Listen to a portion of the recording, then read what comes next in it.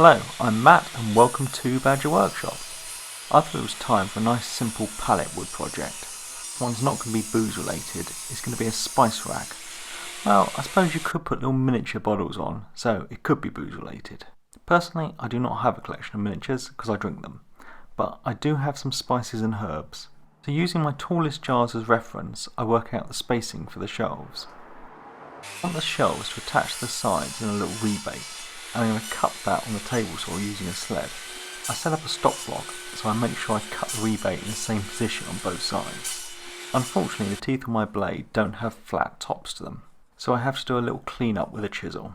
I want the tops of these side pieces to have a rounded over corner, so I just grab an old jar just to trace out a curve. I can then cut these out on the bandsaw.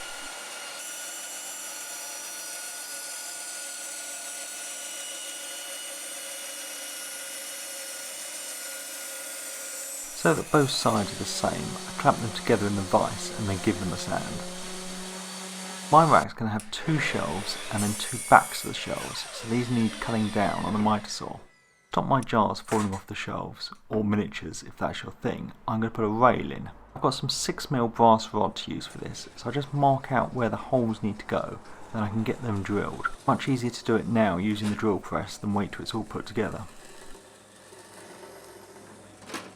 I give all the components a sand down, working my way up the grids, and then we can get putting it together. First I start with getting some glue into the rebates, and then those two shelves can get put into place.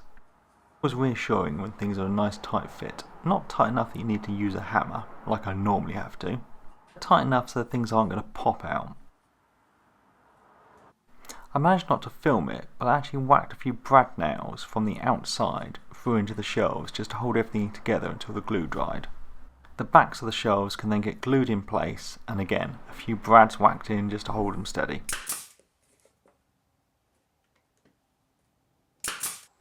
When the glue had set, I came back with my blowtorch. Even though I like using pallet wood, because I love anything that's free, I don't like the colour of just some bare pine, so I like how it darkens it up. I also like how it emphasises the grain pattern.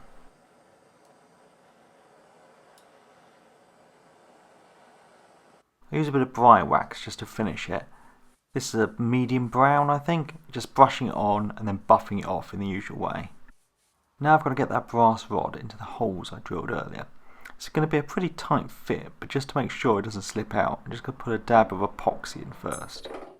Then the rod can just be very gently threaded through, or whacked 50 times with a hammer.